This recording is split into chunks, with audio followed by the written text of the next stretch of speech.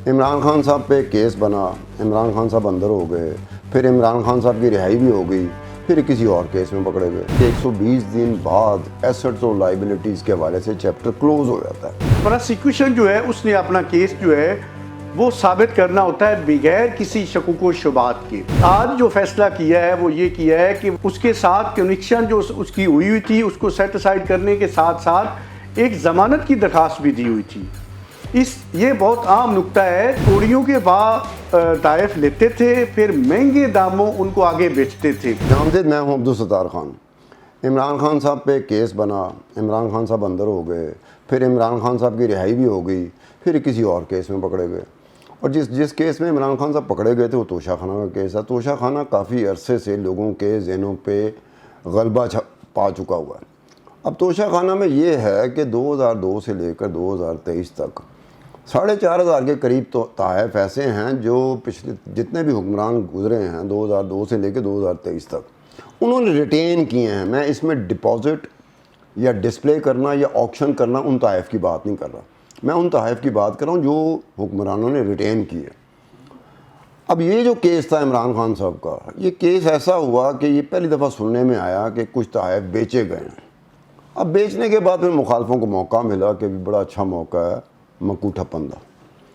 तो उसके बाद फिर जो बहस हुई इलेक्शन कमीशन ऑफ पाकिस्तान में, जो बहस हुई उसके बाद फिर अदालतों में जो बहस हुई, जो पॉइंट ऑफ व्यू डोमिनेट करता हुआ सामने आया उसमें यही था कि जी उन्होंने कहा कि जी इन्होंने एसेट्स और लाइबिलिटीज़ जो डिक्लेयर करनी थी इलेक्शन कमीशन ऑफ पाकिस्तान के सामने, उसमें इन तोहफ़ों के हवाले से इन्होंने छुपाई हैं, चीज़ें छुपा ली हैं। जबकि दूसरी तरफ जो वकील सफाई थे, जो इमरान खान के वकील थे, वो ये कह रहे थे कि जनाब उन्होंने इनकम टैक्स रिटर्न में 2019 के इनकम टैक्स रिटर्न में वो डिक्लेयर किए हुए हैं। और चूंकि इलेक्शन कमीशन ऑफ पाकिस्तान में एसेट्स और लाइबिलिटी के हवाले से एक चीज़ आती है कि 120 दिन बाद एसेट्स और लाइबिलिटीज़ के हवाले से चैप्टर क्लोज हो जाता है। ये बहरहाल कानूनी तौर पर होती है, जो डिबेटेबल होती है कि एक तरफ से कोई कानूनी नुक्ता आता है तो उसके जवाब में दूसरी तरफ से दूसरा कानूनी नुक्ता आता है। तो हमारे पास बैरिस्टर गुलाम अब्बास हरल साहब बैठे हैं जिनसे हम बात करेंगे। ये हरल साहब थोड़ा सा हमें वो बताइएगा कि दोनों तरफ से जो दलाइल दिए गए कानूनी तौर पर, वकील दो खड़े होते हैं अदालत में, एक वकील प्रोसिक्यूटर होता है जिसकी तरफ से आता है कि जनाब इन्होंने ये किया, उसके जवाब में वकील सफाई कहता है कि जी ये जो किया लेकिन इस तरीके से किया, ये नाहल नहीं होते, ये डिस्क्वालीफाई नहीं होते, ना इनको सज़ा होती है। आप क्या कहोगे? शुक्रिया खान साहब। तोशा खाना है क्या? तोशा खाना बेसिकली जब भी कोई हुक्मरान जो है वो बैरूनी दौरों पे जाता है तो वहाँ से जो भी ताइफ मिलते हैं एज ए बीइंग ए सरबराह मुमलिकत, तो वो उनको ताइफ जो भी मिलते हैं तो वो एक सरकारी कैपेसिटी में मिलते हैं, ना कि उनकी ज़ाती कैपेसिटी में मिलते हैं। तो वो सारे जो हैं वो जमा किए जाते हैं पाकिस्तान के ख़जाने में। और उसके बाद जो है पहले चूँकि सारे हुक्मरान ये लेते रहे हैं, नवाज शरीफ से लेके यूसुफ रज़ा गिलानी से लेके जितने भी और भी बाद में शायद खकान अब्बासी आए और बाकी लोग जितने भी आए, उन्होंने ये ताइफ जो है जितने भी हैं वो ख़रीदे हैं। पहले इसके ये रूल्स थे कि 20% जो है वो अदा कर दिया जाता था सरकार को, और उसके बदले में जो उनको ताइफ मिलते थे वो ख़रीद लेते थे, फिर उनकी वो मलकियत बन जाते थे। लेकिन जब ये चेयरमैन पीटीआई जो है इन्होंने उसमें कुछ अमेंडमेंट्स की, इन्होंने कहा कि अब जो भी इस हुक्मरान इसको ख़रीदेगा जो उसको मिलते हैं तो वो 50% जो है वो अदा करेगा। इन्होंने 20% से बढ़ा के 50% कर दिया कि जो भी उसकी मालियत है उसके मुताबिक 50% जो है वो अदा कर दिए जाएँ सरकार को, और वो फिर उनकी मलकियत बन जाते हैं जो भी उनको मिलता है। इसी तरह खान साहब जब गए बैरूनी दौरों पे तो उनको भी सऊदीया से और भी दीगर जो हमारे दोस्त ममालिक हैं उनकी तरफ से ताइफ दिए गए, जो उन्होंने फिर 50% जो है जिसकी अदायगी करके वो अपनी रिटेन कर लिए और उनकी मलकियत में हो गए। अब इनके ऊपर जो मुकदमा बनाया गया वो मुकदमा ये था कि इन्होंने अपने इलेक्शन कमीशन को जो इन्होंने अपने कागजात जमा करवाए उसमें जो एसेट्स और लिबर्टी, जैसे आपने खुद फरमाया कि वो इन्होंने डिक्लेयर नहीं किए कि इन्होंने कितनी उसको इन्होंने आगे भी बेचा, कि कितनी कीमत में आगे इन्होंने फ़रोख्त किए, और वो सारी डिटेल जो है वो नहीं दी गई। ये बेसिकली तोशा खाना केस था। اس میں جب الیکشن کمیشن نے ریفرنس بھیجا سیشن کورٹ اسلام آباد کو کہ یہ جو ہے اس کی بنیاد پہ چیئرمین پی ٹی آئی جو عمران خان ہیں ان کے اوپر کیس جو ہے وہ چلایا جائے، ٹرائل چلایا جائے، جو کہ ٹرائل آپ نے دیکھا چلتا رہا۔ اس میں پی ٹی آئی کے جو وکلاء ہیں کبھی اسلام آباد ہائی کورٹ جاتے رہے، کبھی سپریم کورٹ جاتے رہے، کبھی وہ یہ ان کا موقف ہوتا تھا کہ یہ قابل سماعت نہیں ہے، کبھی ان کا موقف یہ ہوتا تھا کہ ہمیں سنا نہیں جا رہا۔ بالآخر جو اسلام آباد ہائی کورٹ ہے انہوں نے ان کی 3 آئینی پٹیشنیں جو تھی، 3 آئینی درخواستیں جو تھی، ان کا فیصلہ کیا کہ ان کو سن کے اور اس کے بعد ان کا فیصلہ کیا جائے کہ یہ کیس قابل سماعت ہے یا نہیں ہے، یا ان کو ایک فیئر ٹرائل کا اپرچونٹی دی جائے۔ اس کے بعد کیا ہوا کہ جب یہ جس دن کیس کا فیصلہ ہونا تھا تو جو جج صاحب تھے ہمایوں دلاور صاحب، وہ پی ٹی آئی کے وکلاء کا ویٹ کرتے رہے، لیکن اس سے پہلے جو ڈیفنس کونسل تھے، ایک تو ہوتی ہے پراسیکیوشن جس نے اپنا کیس ثابت کرنا ہوتا ہے ایویڈنس کے ذریعے، دوسرا جو ہوتا ہے جو ہم ملزم اس کو سائڈ بھی کہہ سکتے ہیں، ڈیفنس سائڈ بھی کہہ سکتے ہیں۔ ایک پراسیکیوشن ہوتی ہے، ایک ڈیفنس ہوتی ہے۔ جو فوجداری قانون کا ایک مسلمہ اصول ہے وہ یہ ہے کہ پراسیکیوشن جو ہے اس نے اپنا کیس جو ہے وہ ثابت کرنا ہوتا ہے بغیر کسی شکوک و شبہات کے۔ تو اس کو ایک اور بھی اس میں عام نقطہ یہ ہے کہ اس جو ڈیفنس ہے اس کو مکمل جو ہے ایک دفاع کا موقع دیا جائے کہ وہ اپنا دفاع کر سکے۔ انہوں نے ایک درخواست گزاری اس میں کہ ہمیں کچھ جو ہے وہ گواہان پیش کیے جائیں، چیئرمین پی ٹی آئی کی طرف سے درخواست دی گئی، لیکن اس درخواست کو ٹرن ڈاؤن کر دیا گیا۔ ایک مختصر فیصلہ آ گیا اس کیس کے حوالے سے، اس کو کنوکشن ہو گئی الیکشن کمیشن ایکٹ کے انڈر جو چیئرمین پی ٹی آئی کو 3 سال کی کنوکشن ہوگی۔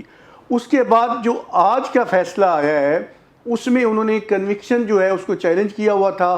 وہ قانون کے مطابق جو ڈویژن بینچ ہوتا ہے، 2 رکنی بینچ جو ہوتا ہے اسلام آباد ہائی کورٹ کا، اس نے سنا اور اس نے آج جو فیصلہ کیا ہے وہ یہ کیا ہے کہ وہ جو انہوں نے اس کے ساتھ کنوکشن جو اس کی ہوئی تھی اس کو سیٹ اسائڈ کرنے کے ساتھ ساتھ ایک ضمانت کی درخواست بھی دی ہوئی تھی۔ یہ بہت عام نقطہ ہے جو کہ آپ کے مختلف میڈیا چینلز پہ بھی چل رہا ہے کہ وہ جو توشہ خانہ والا فیصلہ تھا سیشن کورٹ کا اس کو کل عدم قرار دیا گیا ہے، لیکن ایسی بات نہیں ہے۔ ہاں صاحب یہ آپ کی بات صحیح ہے کہ لوگوں کے ذہن میں ضمانت دی گئی ہے، لوگوں کے ذہن میں یہی ہے جی۔ اب ہوتا کیا ہے کہ لوگ عمومی طور پر باریکیوں میں نہیں جاتے، ہم اپنی پسند و ناپسند کے پیچھے لگ کے نا تو باریکیوں کو بھول جاتے ہیں۔ تو یہ کلعدم ہونا ایک اور چیز ہے، ضمانت پہ بیل پہ رہائی ملنا ایک اور چیز ہے کہ وہ اپنی جگہ پر کھڑی ہوئی ہے چیز۔ آپ یہ فرق پڑا ہے کہ آپ جیل سے باہر آ گئے، اب ایک آزاد، جیسے ہرل صاحب آپ آزاد ہیں یا میں آزاد ہوں یا ہمارا کیمرہ مین آزاد ہے، تو اس طرح سے وہ موو کر سکتا تھا، لیکن دوسرے کیس میں اسے پکڑ لیا گیا۔ اچھا مجھے بتائیں بات، ایک اپنے حساب سے بات بتاتے ہیں کہ جو تحائف، جن تحائفوں پہ بات آگے جڑتی ہے، اس کے علاوہ کتنے تحائف تھے اس کی ہم بات ہی نہیں کرتے، جو تحائف پر آگے جڑتی ہے بات کہ تحفے ملتے ہیں، غیر ملکی جو سربراہ ہوتے ہیں، فورن ڈگنیٹری ہوتی ہیں، وہاں سے تحفے ملتے ہیں۔ اب تحفوں کی قیمت جو اسیسڈ ویلیو ہے وہ 10 کروڑ پہ بنتی ہے، اور جو ریٹینشن فیس ہے وہ 2 کروڑ روپے دی جاتی ہے، یعنی کہ 20%۔ جب یہ ہوا تھا معاملہ اس وقت 20% ہی تھا، اس وقت 20% ریٹینشن فیس تھی، عمران خان نے 20% ہی ریٹینشن فیس دی اور 10 کروڑ کے رکھ لیے انہوں نے۔